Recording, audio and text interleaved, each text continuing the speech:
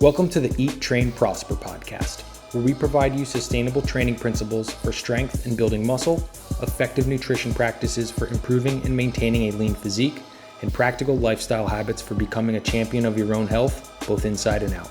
Hosted by Aaron Straker and Brian Borstein.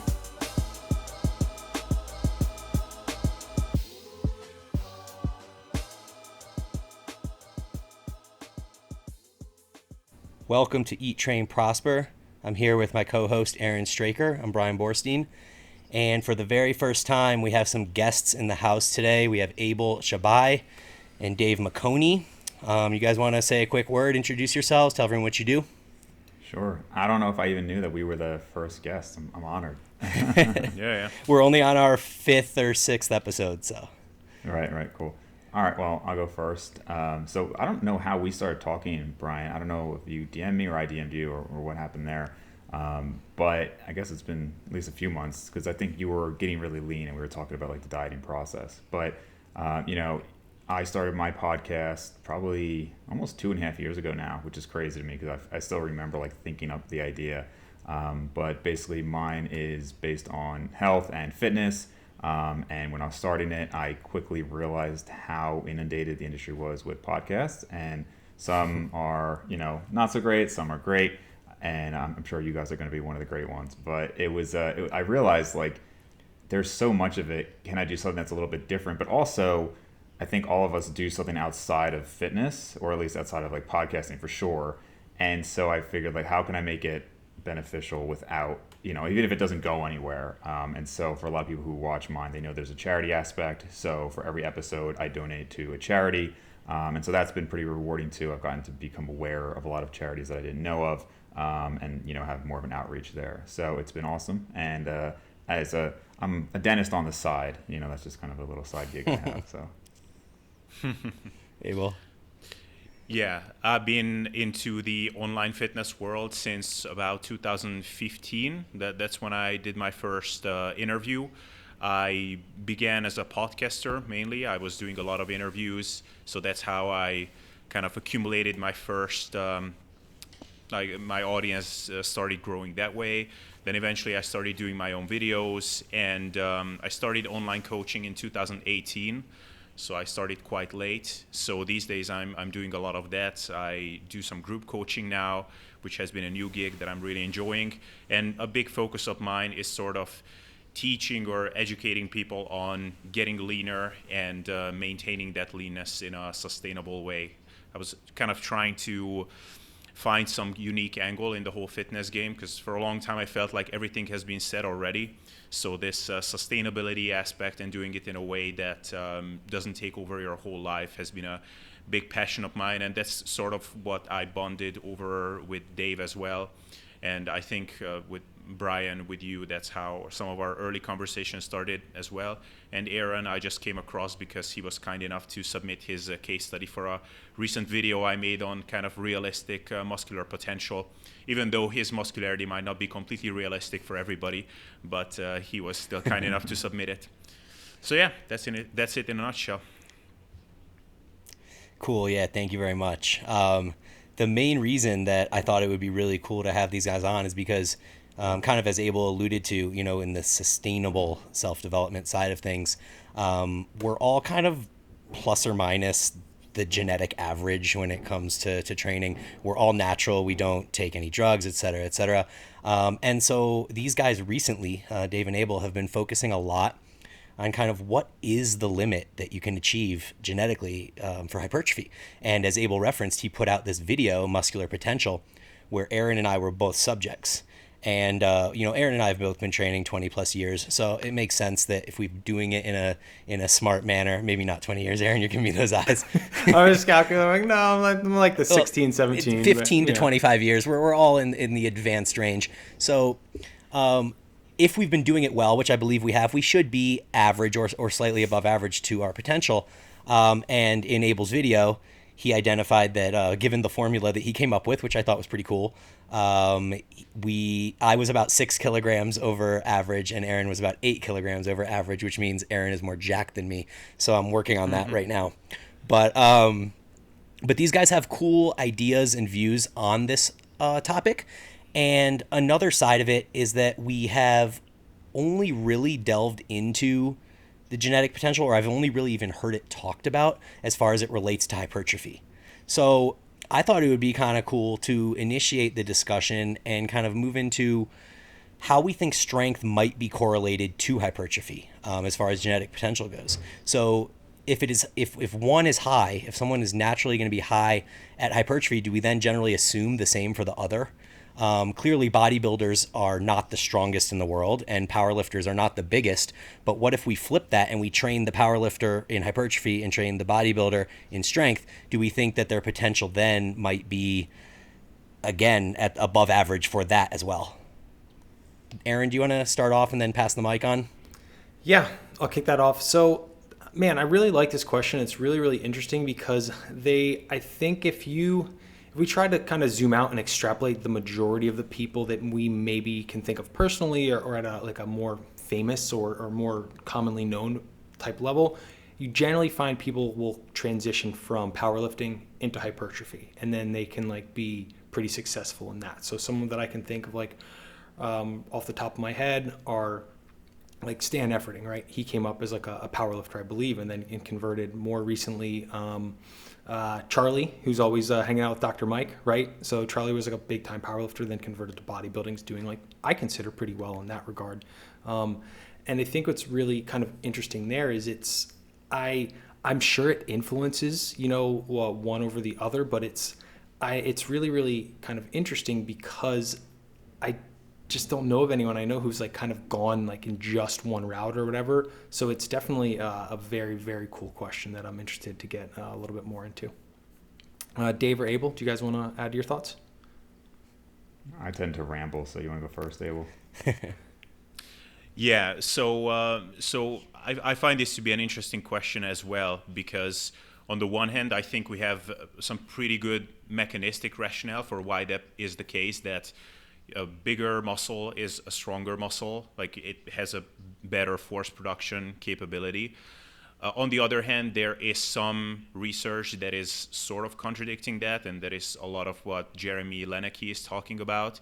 I remember just recently he was on the podcast of Dave, where he was describing how they did a lot of these studies where they actually observed that someone can get bigger but not stronger, and vice versa. So they were cleverly able to separate that relationship and seeing if it's really there.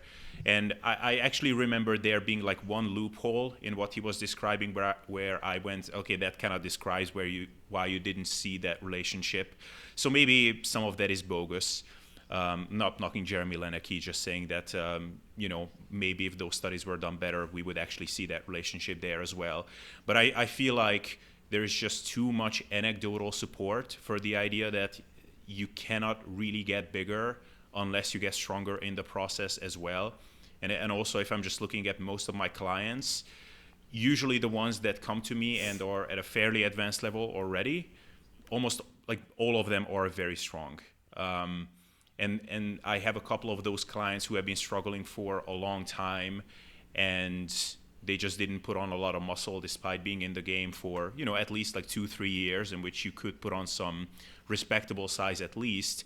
And without fail, none of them are too strong. If you look at the EXRX strength standards, what should you be able to achieve on the bench press and the squat, they're not even at intermediate levels usually. And when I see that, I actually have a sigh of relief, because if they were already super strong but didn't get bigger, then that would be a bigger challenge. It's well, maybe you just don't have great genetics for getting bigger, but you already got pretty strong, so I don't know how much more potential is there. I actually had a guy inquire about coaching recently who is in that category. He's super, super strong. He is benching over double body weight, squats, I don't know, maybe close to triple body weight, and he hasn't gotten that big. And I'm still hopeful, because maybe it's just the case that he has been training very much in a way that specializes for strength. So I think that's another caveat, that I think the general adage in the fitness world these days that the biggest naturals are the strongest naturals usually, I think that's generally true as per individual. Like if you get bigger, you will also get much stronger, and usually as you get stronger, you will get much bigger. I think that's true generally, assuming that you actually got there doing a hypertrophy specific program. So I do think you can get a lot stronger, and I think we see that anecdotally where you really specialize for that. So you practice a lot of 1RMs, maybe you're a power lifter and you got really good at the lifts themselves, the skill of lifting heavy weights, and you didn't get as big. But I think if you follow a fundamentally hypertrophy oriented training program and you get really strong, I think you can be pretty confident that you will also get big. So like that's my first general rant. I don't know if that answered the question at all. I think one interesting piece about that is that the powerlifting world has weight classes, right? So I bet there's a bunch of guys that are sitting in like a 67 kg class or something like that have been eating specifically at maintenance or even in like a slight deficit because they have to maintain this weight class. And that if we were to then flip their training around, throw them into like 15 to 25 rep zones and load them up with like a 300 to 500 caloric surplus, maybe the game changes on the size that this person can create for themselves. Yeah. You want me to go? Go ahead, Dave. Go for it, Dave. Yeah. Yeah. So, well, I'm trying to think of like what specific points I'd want to hit, just because obviously this could be a whole podcast itself. So, like Abel said, Jeremy Lenicky was on my podcast, and I asked him. I said, "Do you believe that somebody could do exclusively strength training and get maximally strong without growth? And do you think somebody could do exclusively like hypertrophy training and get maximally big without getting much stronger?" And then he said no, and I'm glad, because I definitely don't believe that one could do that. One thing though he also pointed out is that when we're talking about strength, at least in the literature, they're talking about 1 rep max strength. And so he was saying, well, we have people who have gotten a lot bigger and haven't gotten stronger. But to me, I mean, again, I understand you're usually talking about 1 rep max, but if you took your 30 rep max from 100 pounds to 130 pounds, to me, you got stronger. Your 1 rep max might not have gone up at all, but you still had to progress in the rep range you're training. And so if we're talking about strength in any rep range, I don't think you can get bigger without getting stronger, because I mean that's the whole progressive overload and all of that. You're still having that. I mean, unless you want to get into like infinite volume arguments. But so I do think there's an extremely strong correlation. There is data out there now to support that. Once you're beyond like a certain level of like a few years of training, the correlation between strength and size is very strong. And I think Greg Nuckols had put out an article showing that, in like, I don't remember what the correlation coefficient was, but it was very high to show that correlation there. Obviously, there are a lot of factors between individuals that factor in strength differences, right? Limb length is a huge one, muscle insertions, sympathetic activation. I mean, there's a lot that goes into that. And so I know plenty of people who I've always been stronger than I look. So I have like plenty of friends who look my size or bigger, and we're pretty much the same strength. Brian, you and I have even talked about this. I think you and I are like almost identical strength on like overhead press, pull-ups and stuff, but you are, how tall are you? A few inches shorter than me, right?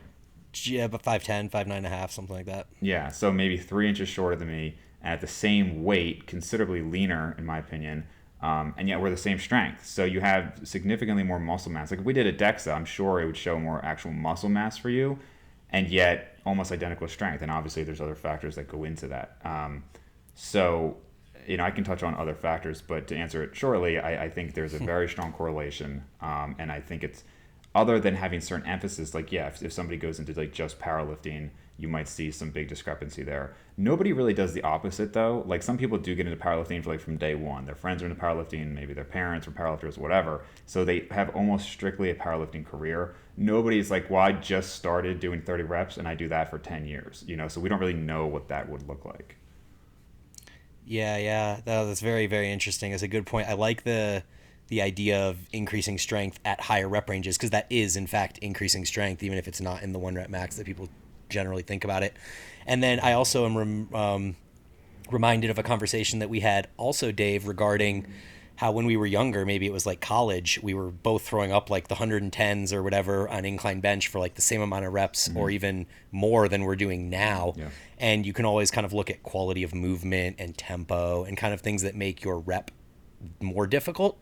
But I would argue that in just raw power magnitude, like I think I was probably stronger like 15 years ago, but I think that I have more muscle mass now. So, I mean, without going down a rabbit hole, but like sarcoplasmic hypertrophy and like all the other things that come along with actually strictly focusing on hypertrophy and then optimizing the variables of nutrition and all these things that maybe I wasn't doing in college because I was drinking and partying and all these different things compared to what I'm doing now. So anyway, Aaron, thoughts? Yeah, one thing that Dave said that I wanted to kind of just elaborate on a little bit more. When you're getting the kind of the neural, practicing like the neural adaptation or being comfortable with that, I think is a big component of the strength aspect. So if you're moving, like let's say you're increasing your 30 rep max, just because you move your 30 rep max from 100 pounds to 130 pounds, let's say you're super out of practice in the 1 to 3 rep max range, like myself. I haven't put maximal loads on like a back squat in probably 2 years, coming up on 2 years. So it's one of those things. It's like maybe the absolute raw strength is still there, your ability to express it, because you're out of practice with some of those, high end kind of neural connections that you need to make in order to move that 1 rep max. So I think that's like something to kind of note on too. Maybe if you spent the same amount of time, once you've gone from, add 30 pounds to that 30 rep max, if you then take the same amount of time and practice those lower rep ranges, you might be able to establish that, express that full strength. One thing I did want to follow up with what you said, Brian. Yeah, I think like right now I'm maybe arguably the most muscular I've ever been, but I am far from maximal strength, like completely, because I've completely changed my training, and staying healthy is a very big proponent of mine and goal of mine right now. And for a long time, when I was like maximally strong, I had all sorts of health, health like issues with joints and muscles and stuff like that. So I think it was a really interesting point that you made, Brian. Yeah, you can't get strong and big if you can't be in the gym. Exactly. Took me a very long time to wrap my head around that.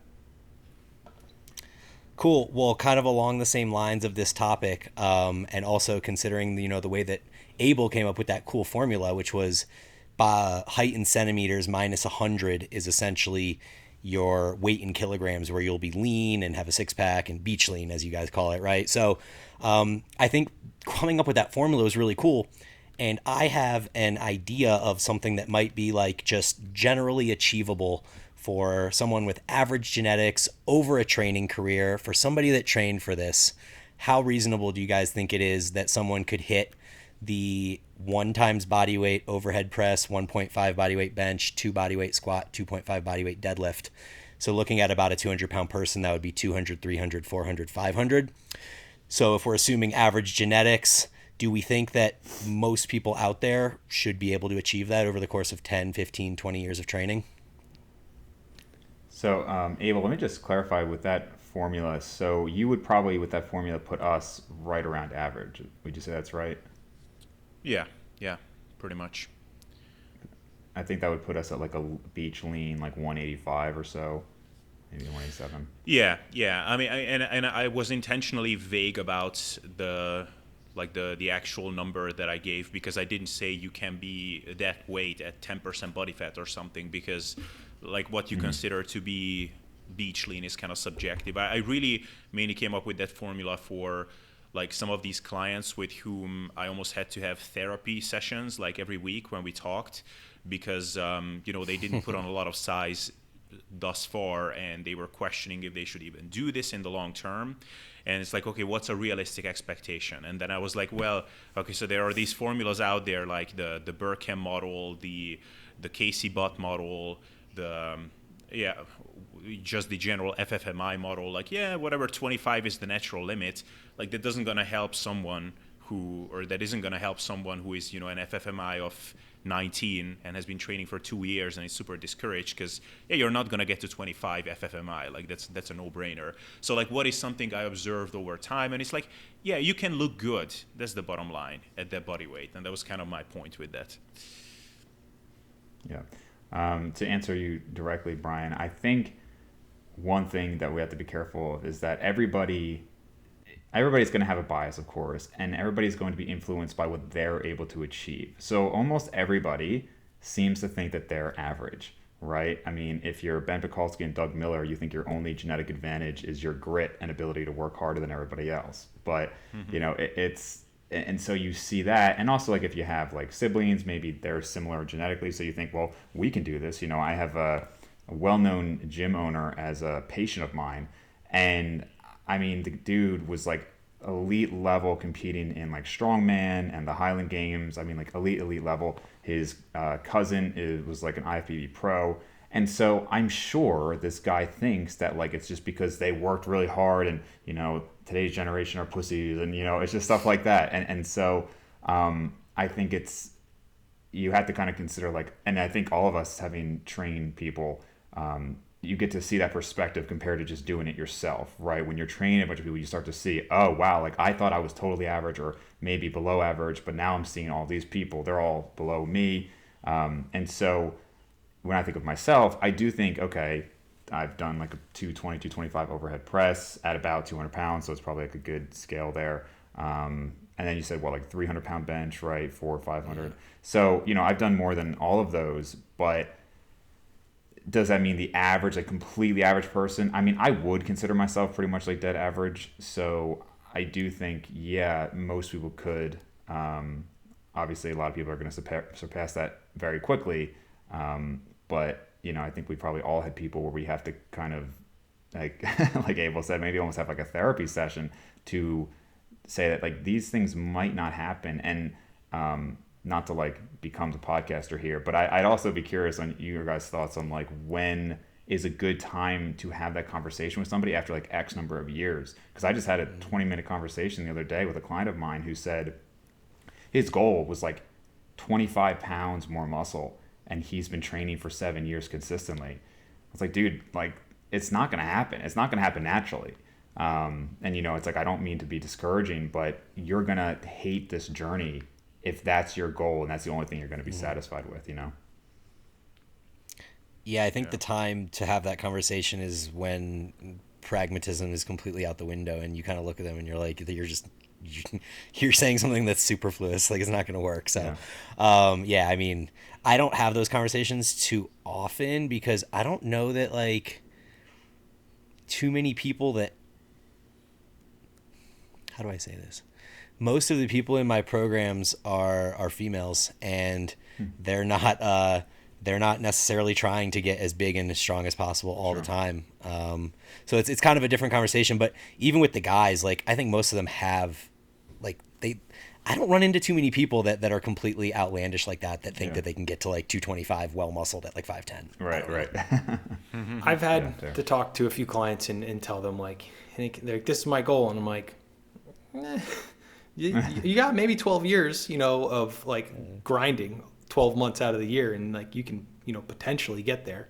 And it's one of those things that it's just been like blown up of what is possible in a short period of time. Because there's like programs and things that are like pack on 12 pounds of muscle in 8 weeks, and like the three of us or the four of us know like unless you're a 16-year-old kid who's never lifted weights before, like that's not going to happen. Right. And it's really also interesting. Just sorry, didn't mean to interrupt, but just wanted to say that it's also a matter of while explaining that your ideals might not be completely realistic, it's also important to emphasize that a lot of these standards that people set for themselves are completely arbitrary, and many times it's actually just not needed. Like even 5 pounds, which is what, like in pounds it sounds a lot more impressive, like 2 kilograms of muscle, like that's a lot more impressive if you actually see it in yourself visually than what you would think. Like if I made a post on this on Instagram, like I think New Year's Day 2020. Little did I know what a shit year is gonna be, but I basically showed my physique at year 4, year 5, year 6. And between year 5 and year 6, like the weight difference is actually marginal, but the visual difference is actually quite big. So, you don't have to put on 25 pounds of muscle to look much better than you do now. So, just wanted to add in there. Yeah, for sure.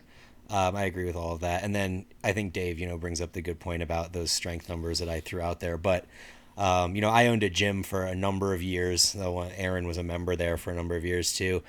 And I know that there's a bias because people that are going to even go to the gym to begin with are potentially going to be better off when they do join the gym, have better results.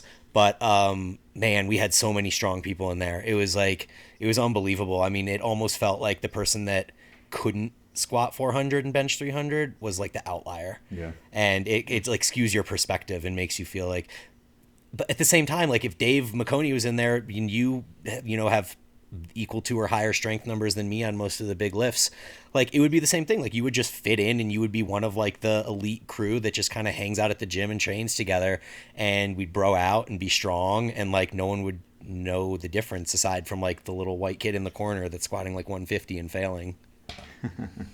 It's like, I don't know if Aaron was about to say something there, but yeah, one thing I was going to say was to kind of reiterate with Brian is, Brian and I were not really the elite in that gym at all. We most of the time, even if we made the strength board, we were like number 6 or 7 on it, and it's and there was those other guys were basically our size. They were 5'10" to like 6'1", but we had some like really.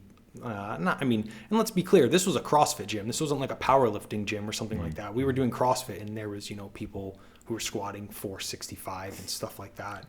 Fields hit 550. Yeah. I think my best squat there was 425, and that didn't even make, I don't think, the top 10 on the board. So it was kind of one of those things. It's like, Brian and I were not the top in that gym whatsoever. Well, regarding like the, perspectives and outliers, it's kind of funny because it doesn't just apply, like when you hear that you're thinking like, oh, these are maybe not all of us, but like to some degree a lot of people have like seen our work. But even a guy like, if you look at like Omar Isuf or something like that, right? Like 800,000 subscribers on YouTube and everything, but in reality, well, he's quite strong, but from a size standpoint, just because he's a big name doesn't mean they're an outlier or they're like the freaks. I mean, one example I use from like a research standpoint is like, do any of you guys, maybe Abel, because I've mentioned it, do any of you guys know the name Dr. Nicholas Radamus? I've heard the name on a podcast. I can't say what he does for sure, though. It might have been mine because I probably don't want to mention him. So he was kind of like my mentor in college. He was the guy who like oversaw Brad Schoenfeld for his PhD. He's like highly, highly published. He's the editor-in-chief of the Strength and Conditioning Journal, Journal of Strength and Conditioning. But people don't know him because he's a professor at a university, right? But people know like Lane Norton as the science guy. Lane Norton's probably published maybe 12 papers as a co-author and maybe 2 of his own. Like, I don't know exactly, but I'm saying like, but he's face of social media, right? And so some of the people who are like the best of the best or the most elite aren't people that you even know of. So just because they have a podcast or just because they have a YouTube channel, like there are some of these freaks like you might have seen at your gym where it's like, oh damn, like that guy is, blowing everybody away. And I mean, at my gym, I go to a pretty like low-key gym right now, so I'm probably one of the stronger people there. But if I went to like Iron Sport Gym, if you know that one, like 30 minutes from here, I mean, I would like, I don't even want to lift there because I'd easily be like the bottom of the barrel there. So I mean, it depends on your perspective and what you're around. Yeah. How about you, Abel? Where do you stand in the gym that you go to? In my gym, I'm definitely one of the stronger people. It's quite. It used to be the most stereotypical gym that you can imagine. It's like anybody who is like really impressive is on drugs, and it's like comically obvious because they will be huge and impressive, and sometimes you would be on the fence, like, is this guy natty? Is it not? And then 2 weeks later, you see him like half the size. Then okay, he was on drugs. And then like there are a couple of like buff dudes, but they're all like approaching 30% body fat. So it's very like very kind of stereotypical in that way. So like basically I'm the only person who is like reasonably strong and muscular and is also decently lean, which is like which is probably why I don't have a lot of resentment or bitterness, or I don't have whatever body image issues or whatever, because every day I'm faced with the reality like, wow, I'm actually impressive. But when I went to like Dust Gym Vienna, one of the best gyms, or maybe the best gym in the whole of Europe, a very different story. Like I was definitely one of the weakest, least impressive guys there. So Yeah, it's the same. We have a place in San Diego where I used to live called The Gym, and it's pretty much like there's IFBB pros, like a guy who placed 12th at the Olympia a couple years ago trains there, like just full of drugs everywhere. And I started training there right before I moved away from San Diego, and I never felt like so small and so genetically average and that nobody was watching me at all because I'm like this big fish in the small sea in the CrossFit gym, and then I go into this gym and I'm just like I'm literally like teeny. Like guys are doing bench presses with 160s and stuff. It's just unbelievable. So I don't want to spend too much more time on the genetic conversation, but I do have one little interesting piece that I wanted to just discuss regarding kind of epigenetics. And we know that you can change them quickly from generation to generation. What I'm most curious about is whether we think there's possibility that the way that you are earlier in life can have an impact on what your ultimate genetic potential is in regards to hypertrophy or strength. I heard Cliff Wilson recently on the Revive Stronger podcast say that fat cells can change during puberty and it can have an impact on your physique as well as nutrient partitioning over the long term, which would make you think that if it's affecting nutrient partitioning and the way that your fat cells are formed, that would also impact the amount of hypertrophy that you can ultimately get. I would also say that it would be interesting to think about like two twins, and I don't know if they've done a study like this, but you know, from a young age, one is like athletic and plays sports and maybe does calisthenics and stuff like this, and then you have another twin that's like a bookworm and just plays video games and like never gets off the couch. And then if you had them later in life come back and put them through a structured program and they did the same thing, like would the twin that was active earlier in life potentially have a better opportunity to succeed at hypertrophy later in life? And I don't know the answer to that. I just think it's an interesting topic, and if you guys have any thoughts on it. Abel, you want to start? Yeah, I mean, Dave has a lot more thoughts on this than I do, but you know, from the limited amount of data that I've seen on that, or well, I should say that I've heard others present on that and what they have seen, it seems like there is not a huge amount of influence, and it's it's something that for me is actually nice to hear, because that's something I pondered a lot. That, you know, because Lyle McDonald, for example, is someone who commonly likes to reference, you know, like farmer kids that are lifting heavy stuff and carrying things around in puberty, when you have that natural steroid cycle going on with your hormones, you know, coming along, and testosterone levels are all over the place. Then, like, if you train at that time, you get like permanent, really impressive gains. Like, those guys get muscular and stay that way. And I always kind of pondered about that man, what could I have achieved if I just started this at age 15 or 14 instead of age 20? But apparently there is like no real difference. So like that's my insight. But Dave, I think you might have a bit more. Yeah, I think from an athletic and sports standpoint, it's a huge factor, right? I mean, if you haven't started a sport by the time you're like a teenager, I mean, you're never going to be the best, almost always.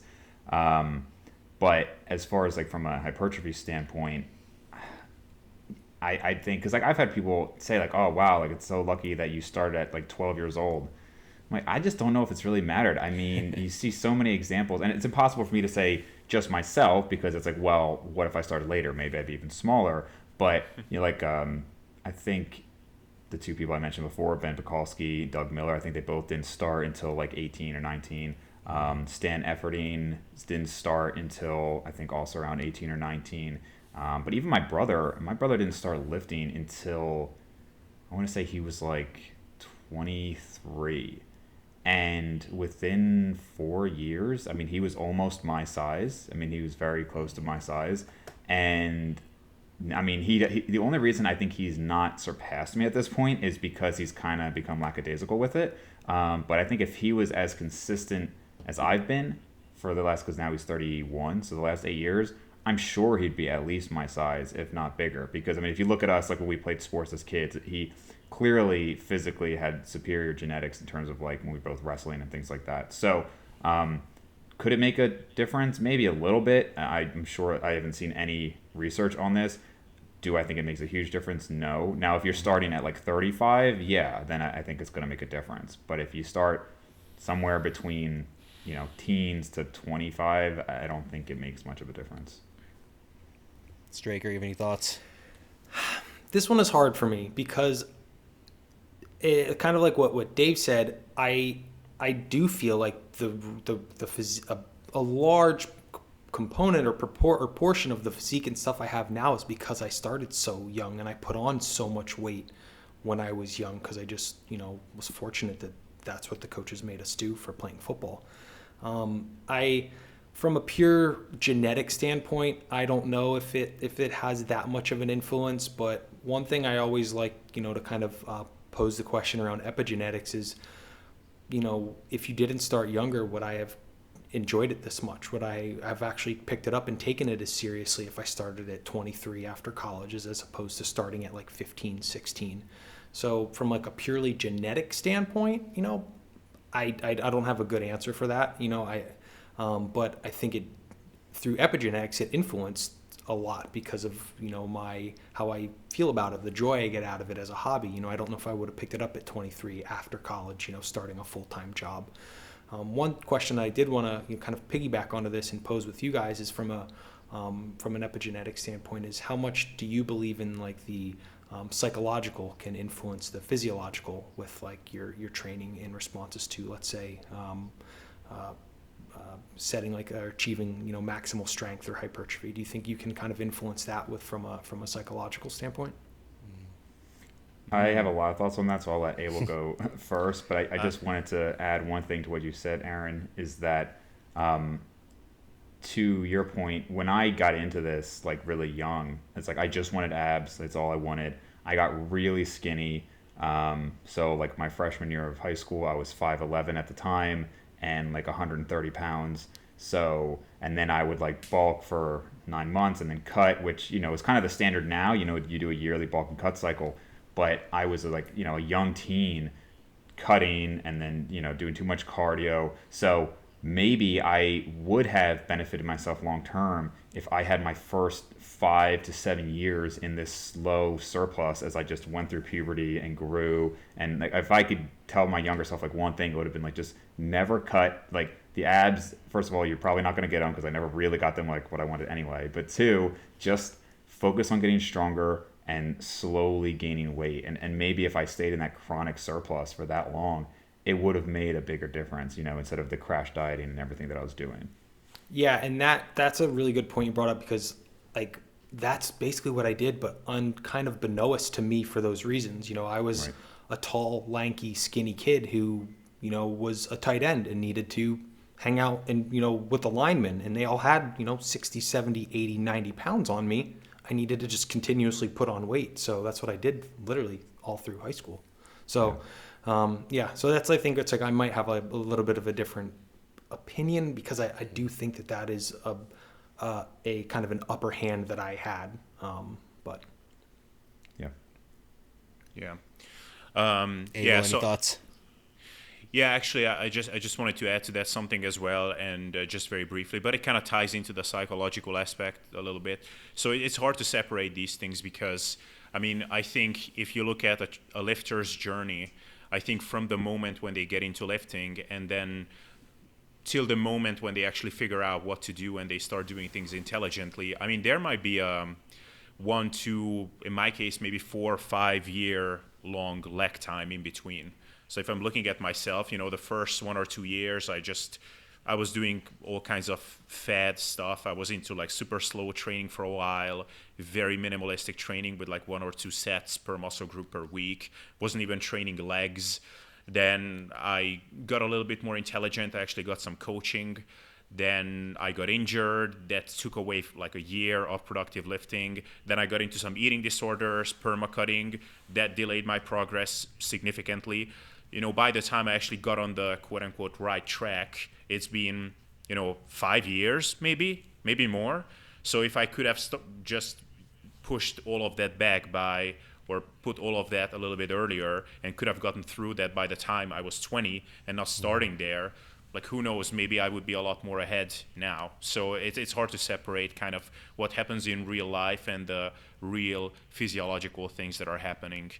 And then on the psychological things or the psychological aspects and how they can influence the physiological, I might have to ask the word back for a second after that, because while Dave is going to talk. Maybe I'm gonna have some more thoughts coming up, but I mean, you would have to think that it does. I mean, we all know the placebo literature, and just it's crazy to me that placebo can actually, or just the belief that something is going to happen, can actually physiologically have outcomes like raising or lowering your blood pressure, effectiveness seen in cancer treatment.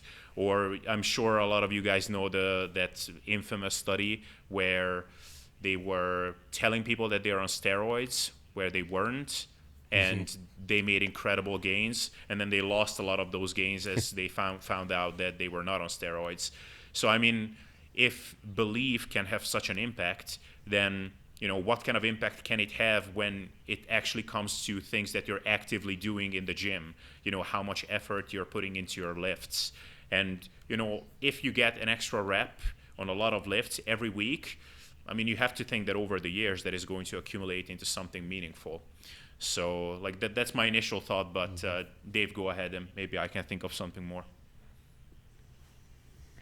Well, I think just in general, when it comes to motivation, obviously that's going to have a huge impact on how hard you're pushing yourself. And I think that motivation, you see this in just like a hierarchical structure in societies, right? Like people who keep winning, they win more. People who are they lose, they kind of get put down. It's very easy to stay motivated when things are going your way and you're winning, right? I don't know if any of you guys follow like MMA or UFC, but I just think about some of these guys, or boxing or anything, where they'll talk about, oh man, it's so hard, he trained so hard for this. It's yeah, but if he was winning, imagine being the guy who trains his ass off and then you lose, and then you train your ass off again and then you lose, and that happens 4 times, and now you have CTE, and what did you just do all that for? And so with lifting, it's those first couple of years, we're all making progress, and it's very easy to stay motivated, which is why a lot of people stick to it for a couple of years. And then you kind of fall off, and if all of us will eventually stop making progress, but there is both the progress that we are making, relative to ourselves, but then the progress we're making relative to others. So when I hear a guy like, Michael Hearn or something like that say oh, I've been so consistent for all these years, it's yeah, but you've had constant, huge amounts of positive feedback for all of those years. When you have somebody, and this is what, to your point, Brian, earlier about just when you go in any gym, already you're seeing at least slightly above average genetics, because these are often the guys who are sticking with it, right? And so, I look at my motivation now, and it's well, I've kind of stopped progressing, obviously, for a while now, as far as any real serious progress. But, at least among my friends, I still look pretty good and everything. But somebody who's just not making progress, that is going to be, how do you tell yourself, man, I've put 10 years into this, I barely look any different, and I'm going to keep doing this? For a lot of people, that's going to be a huge factor. So to your point, Aaron, I think absolutely the psychology behind it can be a huge factor in, the physiological changes you see over time, and that's not even going into all the stuff Abel touched on placebo and everything there, but just that positive feedback is going to be a huge factor for motivation. Yep, totally. I agree with that. It's a good point. Abel, do you have anything else to add? Yeah, I mean, the motivational aspect is a huge thing, and it's something that you cannot really teach motivation to someone. To some extent, you either have it or not have it, and it's in Hungarian we actually have this saying that your appetite comes while you eat. So sometimes you just kind of have to recommend hey, give it an honest go and see if you get to like it over time. But I see it in my clientele as well. Some people are just less motivated to train than others, and it's you can tell by the language that they're using. It's well, I feel like my energy levels are so low during training. I get so drained while I'm doing it, and it's yeah, man, you're just not enjoying this whole thing as much as I do, and that's fine. For you, more kind of minimalistic kind of lifestyle approach to this whole thing is probably just a better way to go. So, but yeah, again, that's probably going to mean that you're not going to go for those extra grindy reps, which momentarily the significance of that is nominal, but over time, I do think that adds up to something meaningful. So yeah, basically just echoing what Dave said there. Yeah, there's one little thing I wanted to kind of add on to that you brought up that was really, really good. And it's really relevant because I literally did it earlier today. So one of my big goals has been growing my legs, right? Because they have just grown very poorly comparatively to my upper body over my lifting career. I've reached this point where like they're growing, but I have to like push myself really hard in these. And like, I'm sure you guys know when you're, doing quads or hamstrings or whatever, it's not a pleasant feeling. You don't get like the hamstring pump, the quad pump doesn't feel like good, right? Like a shoulder or chest pump does. It's kind of sick feeling. And because I had this podcast after, I was like, I can't push myself as hard as I normally would because I have like something I want to do with obviously, recording this episode. And it's one of those things where like someone who's maybe kind of new at it, like that's not a good feeling. They don't want to go chase that. They're not going to like push those extra 5 or 6 reps where, mentally you're exhausted, but from a physical standpoint, you can get another, 3, 4, 5 reps in there. And it's one of those things, I'm investing in the outcome of what those 4 reps week over week will give me over time, even though in the moment it feels absolutely horrible and it's like not fun per se at all. So it's one of those things is like I know investing in that will give me a return, but I only know that because I've been doing it for so long and have that psychological kind of repetitive, positive reinforcement from it. I also think it's interesting how I almost wonder, you said you've had a poor response to legs, and I think in general most of us would agree training legs feels harder and less pleasant than getting a chest pump. But I also find that I'll think of my favorite lift, and it's often the lift that's going up currently, right? And when I reintroduced lat pull downs after only doing pull-ups for a very long time, and each week was progressing because I was new to it again, and I was like, yeah, I really like this. Why did I take this out? And then after a while, it obviously stalled, and now I'm doing 3 really hard sets, and it's still not going anywhere, still not going anywhere. I'm like, man, this sucks. I don't like this exercise anymore. And I almost wonder, I think a lot of us have learned to enjoy the pain. Where imagine if you felt just out of nowhere, you just woke up feeling how you feel when you're fully pumped after a set. You'd be like, what the hell is wrong with me? I need to go to the ER, right? But we love it. It's like, damn, we got this sick pump, and you start to enjoy it. And it seems like most people who do this a long time, you almost have to get to that point. Like my sister just started working out, and she sent me these snaps. She's like, I'm dying. How could anybody like this? And she went from 0 to 10, for whatever, some online trainer told her this was a great routine and, whatever. And I'm like, I don't want to demotivate her, but I'm like, there's just 0% chance she's going to stick with it because she's hating it with how much she's doing it. But I'll do something and I'm like, sprints or something that I've learned to love. And it's almost like you have to develop this kind of weird relationship with pain, Yeah, actually, for sure. No, that's very interesting. Okay, yes, go ahead, Abel. Sorry, just wanted to add one brief thing. That is actually one thing that is purely psychological, and I actually do think that's holding me back. And that is exactly that this high rep, super hardcore leg workouts is just something I just couldn't bring myself to all the way up until now. I've had some stints where I was doing 30 rep leg presses because whatever my knees were hurting or something, and I just needed to find something that I can do.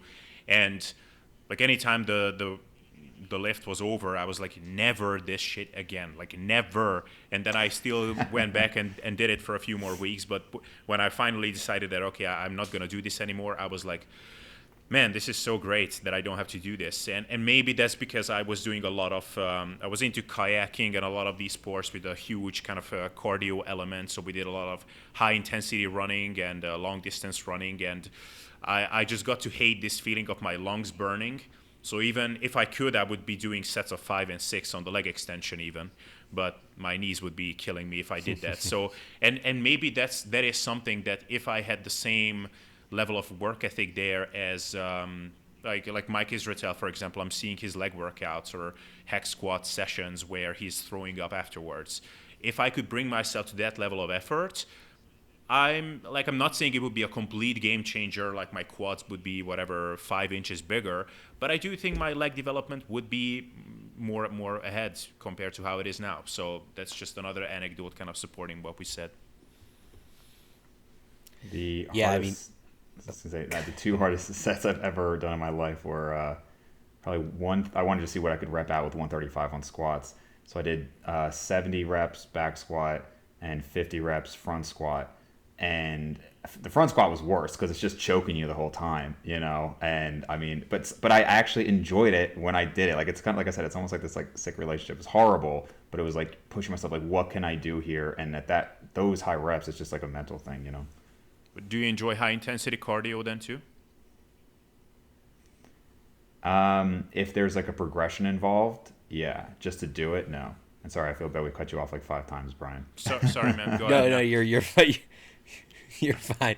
I'm just trying to moderate over here. No, totally cool. So I was gonna just say that if you had to progress that squat pattern every week, though, then it might reach a point where mentally you're feeling like Abel did with the 30 rep sets, and you no longer want to do it. So I think that finding, you know, the rep zone for each lift that works for you is important. And I recently kind of discovered that working with Brian Miner, and he had me doing a bunch of stuff in the we were doing kind of like myo rep sets. They were more like cluster sets. So you'd have like a feeder set that was like, you know, 20 to 25 reps, and then you'd rest 30 seconds and do whatever you could, and then rest 30 seconds and do whatever you could again.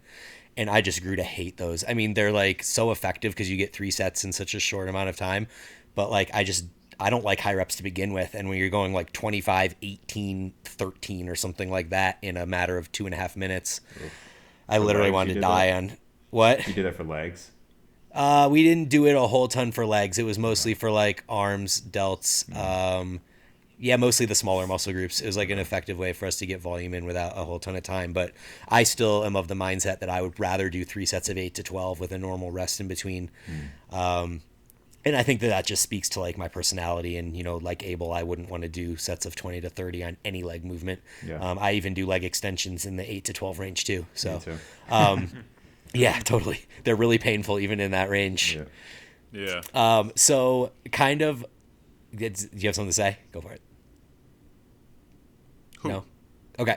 So one of the things Abel mentioned was the HIT crew, the 1 or 2 sets all out to failure. And you said that you spent a little bit of time kind of doing a little bit of the HIT stuff. I actually spent about 6 to 12 months myself doing some HIT, or as they called it, hard gainer, which is kind of related to HIT. And the general idea was you pick basically 3 movements, a hip, a leg, a push, and a pull, and you basically go 1 or 2 sets to failure. And then you rest 3 or 4 days, and you do it again with 3 new movements, and rest 3 or 4 days and start the microcycle over again.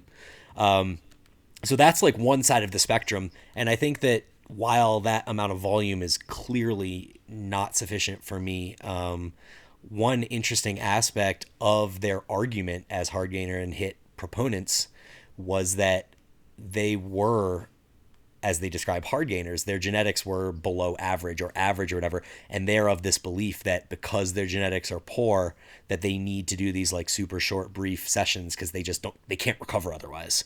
And I think that that's a lot of kind of what Abel was saying with the HIT people too. But the literature kind of speaks to the opposite. The literature speaks to, like, that Schoenfeld study was like, okay, we had some non-responders here at like 20 sets, and then we went to 36 sets or whatever, and there was less non-responders. Then we went to 45 sets, and there were even less non-responders.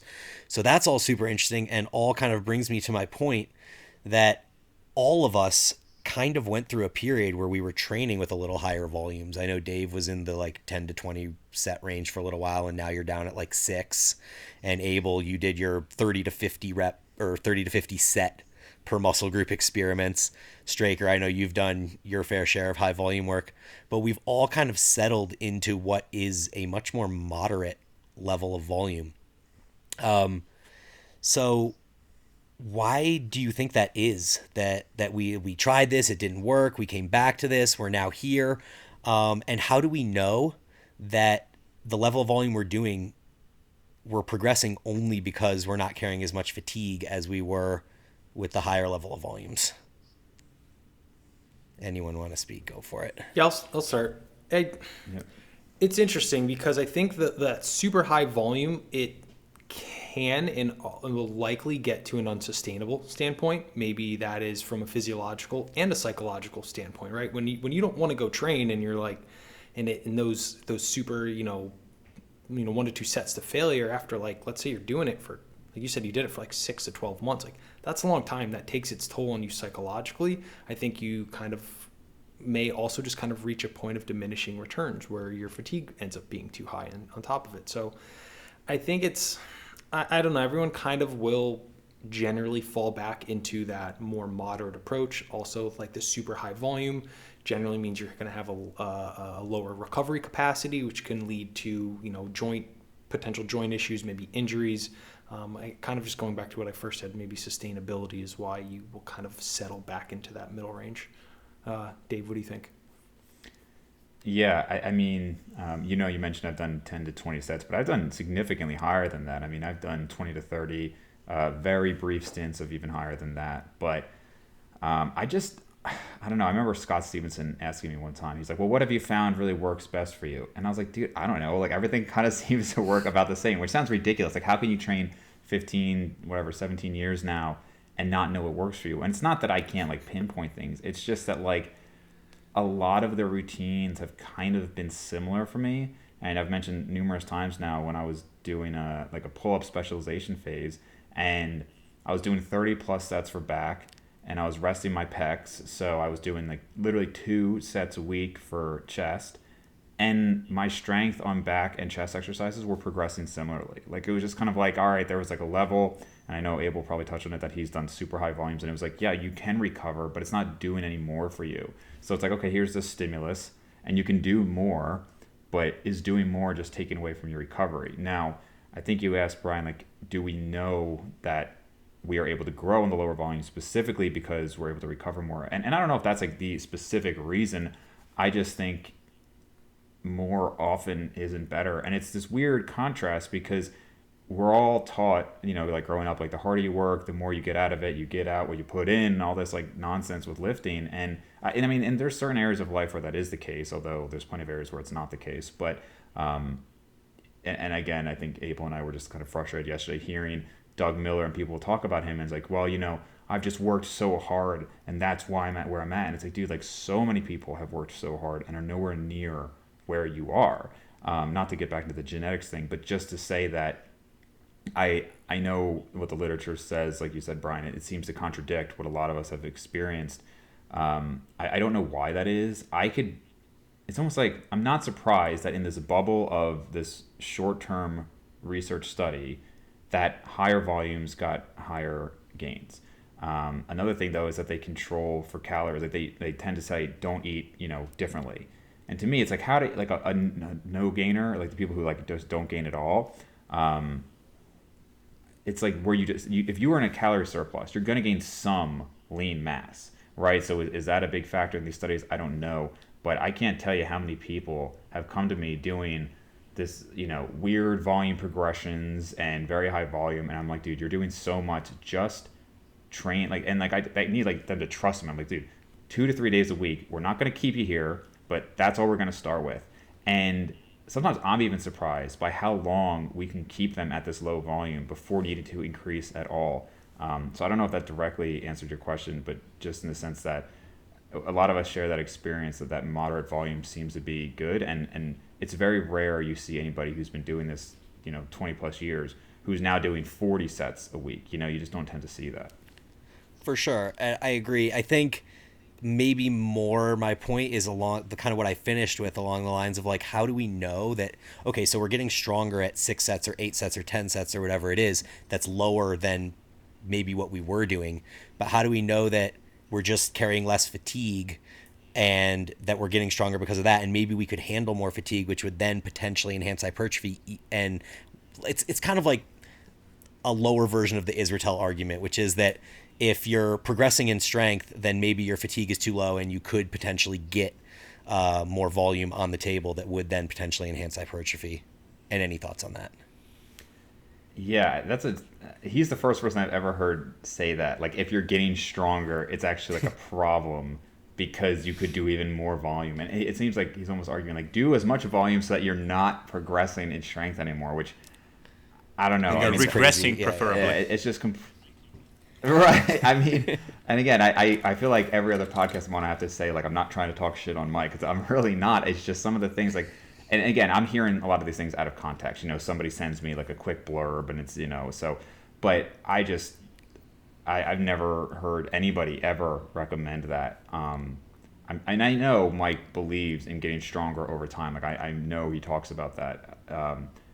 But it's not the way I train. It's not the way I recommend people train. So I'll leave it at that. One thing I would like to Cool. add on that really quick is one thing is when we say like, okay, you just add more volume, it's kind of at this like expectation that the effort, the quality of movement that you're going to do on like movement, 4, 5, and 6 is the same as 1, 2, 3. And that's just a massive kind of like oversight. And like, especially with like a big muscle group like back or legs. Like imagine if you're like, okay, movement 1 is squat. Movement 2 is, a leg extension. And then movement 3, you're going to go into, let's say, like a hack squat. Your ability to produce like, quality effort and output on that hack squat is going to be severely diminished because you just went hard on squats and leg extensions. So that like the quality of that volume past a certain threshold will kind of drop considerably. So that's like a caveat that I would definitely like to just make sure people who are listening here is kind of understanding. Good point. Abel? Yeah. So I mean, there's so much to that, and I think so. There's a couple of things that we know. So for one, we have the inverted U curve of that represents the relationship between volume and hypertrophy, and we know that up to a point, with more volume, you get more gains. After some point, you're not getting any more gains, you're getting the same gains, and there is more fatigue, but you're able to handle that, and you're still able to overload and to progress. And only when you've way past that kind of optimal sweet spot where you're getting the maximal gains for the amount of volume that you're doing, once you've only passed that to a crazy extent is when you actually start to slow yourself down. So, to get back to my anecdote, when I was doing 50 sets, I was still able to progress, like I was getting stronger in the gym.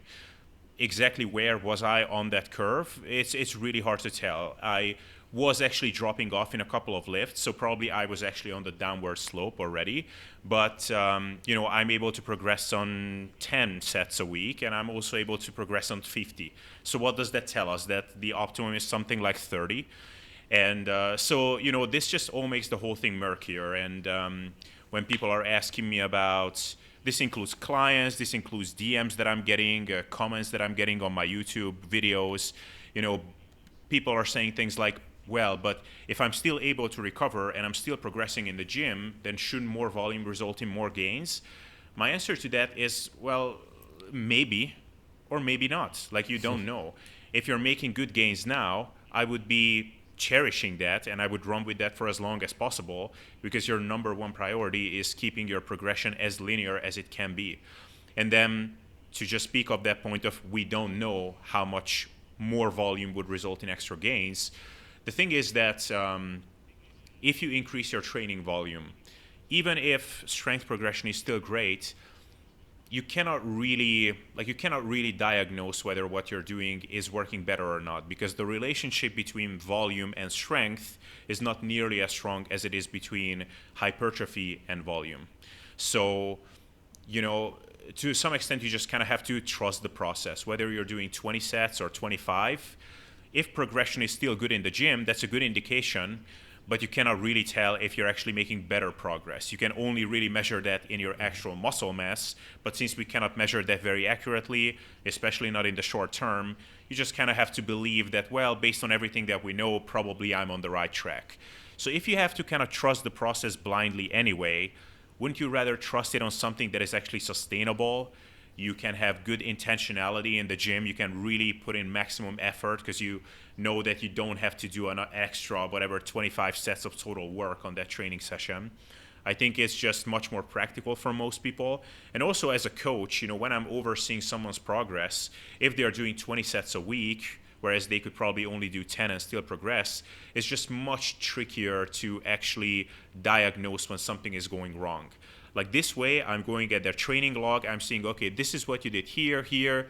Okay, the solution is very easy. You probably just have to change these couple of things, and I think you will be on the right track again. But if they're doing a ton of volume, I'm always kind of in that limbo of, man, maybe you're doing a little bit too much, or maybe you're actually making progress. It's just fatigue is masking it a little bit, so maybe there's some weird fitness-fatigue relationship going on here. I don't want to make all those kinds of speculations when I'm working together with someone. And then all of that gets even murkier when you include, progressing in sets week to week. Like a lot of people, I'm just looking at what they're doing, and it's like, man, it's so much shit. Like so many different variables. Like ideally, it would be freaking load, the reps that you're doing, the exercises are the same, and it's like, no, I'm substituting this in here, and then this metabolite phase and strength phase, and this many sets, and RIR is changing. It's like, bro, like it could be 10 different things that could have gone wrong, and that's why you're not progressing.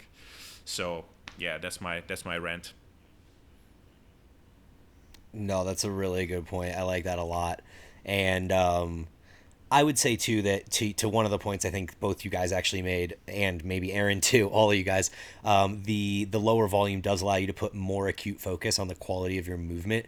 And for me, I think that the main reason that I found myself moving lower and lower in volume is that I was putting so much into each set, into each rep, and it required me to rest much longer between sets to be able to continue to put in that level of quality of effort. And sessions were just getting ridiculously long. And I know that this speaks to some of the science where like you can either do like a whole shit ton of sets and barely rest at all, or you can do like less sets and take really long rests. And that latter one, that's my jam. I want to do less sets and rest more. And I feel like I get a whole shit ton more out of training that way. Yeah, that literature to me, it's like, why? I mean, I could see like some very rare instances, but like, why would you choose to do less rest and more volume? Like, that's just significantly harder, and you're saying the results are going to be the same. Like, of course I want to rest longer and do less sets. I know, it's ridiculous. So guys, we have more topics. I can totally cut out a few of them and just hit the one that I really want to hit, or we can come back to a part 2, or we can just continue talking for another hour. Well, I can't talk for another hour, but more than happy to do a part 2. Do you want to do maybe like one more and then do the rest another one, or? Abel? Yeah, that sounds good to me too. All right, cool. Well, the question that I really wanted to talk on is psychology of dieting. I think this is really interesting, and I know that I've heard you guys discuss this on podcasts too. I made an Instagram post about this a while ago, and Aaron chimed in, and we had a little chat about it on there as well. But kind of the idea of flipping what the Campbell study did and doing it in reverse. So for the listeners, the Campbell study basically took 5 days at a deficit and then refed with 2 days at maintenance. And I'm thinking about flipping that and doing 5 days at maintenance and 2 days in a deficit, or potentially even 6 days at maintenance and 1 day fasted, which is an approach that I've used before and really, really liked. So yeah, dude, speak to it. Any thoughts? Have you tried it? Have you used it with clients? What do you guys think? Aaron, do you want to start off with this one? I'll start off. Yeah, the first thing I will say is here it's making a massive assumption that sticking to it is going to, be like that's where we're setting our baseline, and that's a massive assumption to make, especially when working with clients. It can be challenging enough to get someone just to be compliant for 7 days in a row, so making that massive kind of shift to like, hey, these 2 days need to be super specific in this certain context, and these other ones, that's kind of a good starting part there. It's like, how realistic may this be? Another thing that I wanted to kind of bring up is like your shifts in your like your water storage and glycogen storage can kind of maybe mask some of your progress, or falsely give you some false positives on rates. And the thing there could be is how good or accurate is your data going to be. You might have to extrapolate it over a couple weeks to see if the cycle is working. On paper, I think it could work. I think for me personally, I just like to keep it pretty basic, because I know it will work, and I don't have to wait a couple cycles to see. I have done personally some of the experiments with like cyclical ketogenic and stuff, and from a psychological standpoint, I find it much more challenging. But I think for people who maybe have different schedules or something like that, like the 6 and 1 fast could be really, really beneficial. But I think it's, again, like all things with dieting, is really going to come down to the individual and the context that applies within them. One last thing to kind of point out with some of the bigger diet too could be like what is the genetic propensity for people with their blood sugar, right? So someone whose blood sugars run a little bit lower, Should they be dieting, for an entire day? I don't know if that's probably the best option. Let's say you're someone whose blood sugars run, super, super high. Maybe something like this, going with the 5 and 2, could be more beneficial for you. So again, it always comes down to dieting, individual context. So I'll go, I guess. So I think, I've done like all these different protocols. I currently, and have for over a year now, do one 24-hour fast. Part of it allows me to eat more on the other days. Part of it is, this is even when bulking up. And part of it allows me just like a break, like GI wise, because I do have some GI issues. So it's just like a nice break to not have to eat anything. Also more productive on that day if I could just like to not have to like stop and make my food all the time. I know Brad Loomis actually did the reverse of Campbell a while ago, where he would have 2 really big deficit days, and then the other 5 days he was just eating normally. He's the first person I heard doing that. This was 5 years ago, but I'm sure he wasn't the first person to do it. I've not done it that way, but I do like the idea, and I think it depends on your schedule. Like, it's very easy. Well, it's easier to have a big deficit when you're really busy, right? So like for me, I do my fast days. Well, I finish eating at 7 o'clock on Sunday, and then I eat again at 7 o'clock on Monday. And a lot of people will think when I say 24-hour fast, it's like a whole day of not eating, but that would really be like 36 hours. Like if I went all Monday without eating, that's more like 36, which is also, I think, okay to do. It's just not what I do. But that day, I honestly don't even really think about it. Like I'm just so busy. I'm seeing patients all day. It's just something that I think about. So for some people, I think the 5-2 with like the 2 days higher works for a lot of general population, because that just falls into the weekend. So, okay, they're working, they're busy, maybe they have kids, they're taking to school, whatever. On the weekend, they can just eat more normally. That's something I've done a lot, because you just don't have to think about it that much. But I think they're all viable. I've not seen a huge difference in terms of like muscle retention when dieting. And I know, Brian, you asked more from like the psychological standpoint, because I do think physiologically, I think they can all work. Psychologically, it's hard because I think it's so variable. Like I really like intermittent fasting. Some people hate intermittent fasting, and that's just individual. So the psychological thing, I think it's just going to depend on the person, and also not just what they want, but what's good for them. Like there are people who ask me, can we incorporate like a really high day, like a cheat day, but I know they have a history of like binge eating. Then I'm probably going to steer them away from that, because whether or not they want to do it, sometimes what you want to do is just not good for you, like long term for your success. That's a good point. Real quick before Abel goes, I have a question on your when you're 24-hour fast, do you eat a big meal at the end of the day, or is that just like a normal dinner? It's about, so normally like a normal day might be like 3,000 calories, and that would be maybe like, I don't know, 800, 1,400. It's probably about 1,200 to 1,400 calories. So it's still a big meal, but all of my last meals are usually bigger meals. I'm almost the exact same as you with that too. I always thought the 24-hour and 36-hour distinction was super important, because people do always assume that when you say 24-hour fast, they always assume you're going the entire day. All right, Abel, what you got to say, bro? Yeah, Dave and I had a lot of back and forth on the whole like refeeding kind of strategies, and one of my main concerns was always that you have these 2 days when you're doing like say 5 days low, 2 days high, is that you're putting those 2 days on a pedestal, and then all of those other 5 just seem so much worse. And maybe you're also eating some other foods that you wouldn't eat on your like normal days or lower days. So your cravings for that are just much higher during those lower days. And I definitely seen a lot of people running into trouble with that, and I've definitely went through that myself. So I was following a couple of diet templates early on, which had that one really huge like cheat day or carb load or whatever. And I noticed that after like 2 or 3 of these cycles, the whole week was just spent with me basically looking forward to that one day. And I think it can be problematic from that standpoint. But as Dave said, like for a lot of people, that's just the most practical thing to do because, during the week they're distracted, they have all these things. It's much easier to adhere to kind of lower numbers. And then on the weekend, maybe they want to go out with their families, and it's just much easier to make it work if they have a little bit more like higher caloric allotment.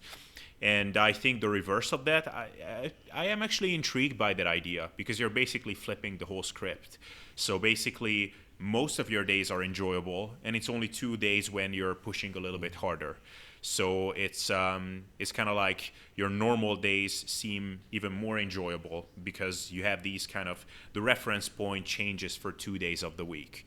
And also, potentially from a physiological perspective, there might be some benefits because on most days the calories are higher. So, and if we go off of the idea that your body responds to what is being signaled to it chronically, the chronic signaling here is actually higher calories, and the low calories are only coming in occasionally. So maybe there will be less metabolic adaptation, maybe better muscle retention. A lot of that is up in the air and is quite theoretical, although there is some promising evidence for that. But I think from a psychological perspective, it can be good. I think with aggressive calorie cycling, you have to be wary with whom you're applying that to. So I think for some people, just the idea of having distinct days is already an adherence decrement because consistency and routine is just what keeps them in the game. And, just like with the refeeds, with this one, you can also get into some bad psychology. So, for example, if you put these really low days, let's say a fast or whatever, only 1,000 calories, you do that on rest days, and that's your strategy. On my workout days, I'm going to eat more. On my rest days, I'm going to slash my calories. Like in some people, it can actually induce like a mild form of exercise bulimia. It's like, okay, when I'm training, I get to eat. When I don't train, I have to starve. And then maybe, there's some justification going on in the people that are susceptible for this that, well, I'm going to do my whatever 1,500 calorie day tomorrow anyway, so I'm going to overeat a little bit more today. You know what? I'm just going to go even lower tomorrow. Instead of 1,500, I'm only going to eat 500. So you can get into some bad cycles with that, just like with anything. But in general, I'm optimistic about it. Very interesting. Yeah, good points. I think my perspective is similar to kind of what you were saying, with the majority of the days being one certain way, and that potentially just fostering a better environment, potentially physiologically, which I didn't even bring up, but also the psychologically just feeling that, okay, like I can get through this because in most days it's normal, and then I just have to kind of like ramp it up for this one day. But again, I can see, the issues that would be applied in either of those contexts too. Before we wrap up here, any final thoughts on any of that topic, any of the other topics? I have a question I thought I would for give you guys, a brief actually. Oh, go ahead, sir. There's some lag there's some lag time here, so that's why we talk over each other. Yeah. There's a little lag, yeah. So, we've kind of all said that at one point we were stronger than we are now. And I'd say for a lot of things I'm at peak strength, but as you and I talked about, Brian, like I look at some of my lifts in college when I was like 20 pounds lighter. I'm like, how the hell was I lifting that? Like proportionally, it's just very different. But have you guys seen the opposite? Have you ever gotten stronger for reps on an exercise, but did not grow? Like over time, like a significant amount? Yeah, squatting. I think like it's something that Brian and I will talk about often and really what kind of shifted us into the type of training we're doing now. Like there was, through a large part of my CrossFit career, my squat progressed a lot, but my legs just like never really grew. And some of that was like my squat form. Some of that was how my levers kind of worked out. So, I mean, I'm not saying like I regressed or anything like that, but definitely just was like a strength thing and not, I just wasn't putting myself in the mechanically advantageous positions for like hypertrophy. And that was like a big part of it. We also never did isolation movements. Like I maybe did a leg extension and a leg curl like 5 times in my youth because I was young and I just focused on compound movements. And then I got into CrossFit and we just squatted a whole shit ton and deadlifted. And then I came out of CrossFit and I think my best squat ever was 405 for 3 maybe, but my legs were by far my worst body part. I deadlifted a shit ton too, but it was a question mark deadlift. Like I didn't actually use my glutes and my hamstrings properly. So it wasn't until I started actually performing movements specifically for hypertrophy and including those isolation movements that I actually saw some growth occur in the thighs. Cool. And I guess we can say, I know one of your questions towards the end, I think, was talking about isolation movements as a gauge for hypertrophy. So maybe we can save the full discussion for part 2. Yep. Cool. Abel? Yeah, if I may just go on a very brief rant on the HIT super slow thing, which we mentioned briefly. No, it's just you mentioned that you did it as well, and that they're marketing it as like this is for hard gainers. And the thing is, like, I would have no issues with that if it was made for hard gainers and then the hard gainers actually saw growth after that to a significant extent, or if the people who are marketing it often, I don't know all of these, but some of them I do, if those still didn't look like hard gainers themselves. So I would want some sort of transformation to actually buy into it. And like, so this is one aspect where like talking about the genetic aspect of things can actually hold people back and kind of bothers me, because like basically the message that I've seen put out there is, look, like what you've been doing so far hasn't worked for you, and look, you don't have great genetics. Like all of those people that you see on Instagram, those have amazing genetics. So we are going to put you on this super slow, like 1 set per week type routine. And look, don't expect amazing results because you're a hard gainer. So when 6 months later, the person still hasn't put on a pound of muscle, then it's like, well, like, you're a hard gainer. Like everybody else is a freak. So like that I think is highly counterproductive, and also like some of these things like, well, yeah, I mean, look, the higher volume stuff can work for others, and higher, like even anything higher than 1 set per week, like that can work for people who can recover from that. But the people who come to us, like they got 0 results with anything else, and it's like, well, I mean, what do you mean 0 results with anything else? I mean, did they do an intelligently programmed, like hypertrophy-oriented routine, like what Eric Helms is putting in his muscle and strength pyramids, for example? Like, I highly doubt it. I'm sure that they've done a lot of like bogus fed routines that they saw from some whatever roided up bodybuilder. But anyway, just wanted to put it out there. It's been bugging me. No, I can totally relate, man. During those days that I did that, I was just getting into fitness. It was probably like year 2, and I just kind of fell into this like hard gainers forum, and they were promoting the idea of the 200, 300, 400, 500 as like the top level. Like if you really commit yourself for a lifetime and you train really intelligently with these like hit hard gainer approaches, you might be able to hit those numbers at 200 pounds at some point in the future. Oh, that's good. And so that you're very much right that they're holding themselves back genetically. Yeah, but that's good. That's much better. Then you follow some better hit circles, because the one that I've seen, it's like the expectations that they put out are so like ridiculously modest that's actually holding people back, I think. Mm-hmm. Very interesting. Well, the guys I was in the forum with, they like I was saying, it was 1 squat or hip pattern movement, 1 push and 1 pull each day. But they would generally start off either with like basically a 5 rep max or a 20 rep max on their main hip leg movement. So it'd be like a 20 rep squat or like a 20 rep deadlift. And I remember seeing some of those people trying to get through those last few reps of a 20 rep deadlift, and it was not a pretty sight. Sounds awful. Yeah. Yeah. Well, thanks so much for coming on, guys. I really appreciate your time, and I know we do have a few more topics that hopefully down the road we can get you guys back on and talk a little bit more of this training side of things. Yeah. Definitely. Cool. Straker, any last words? Yeah, Dave, Abel, why don't you tell the listeners where they can find more information about you guys, social media channels, website, etc. Sure. So my YouTube is Brains and Gains. Instagram is Dave_Maconi, and website is drdavemaconi.com.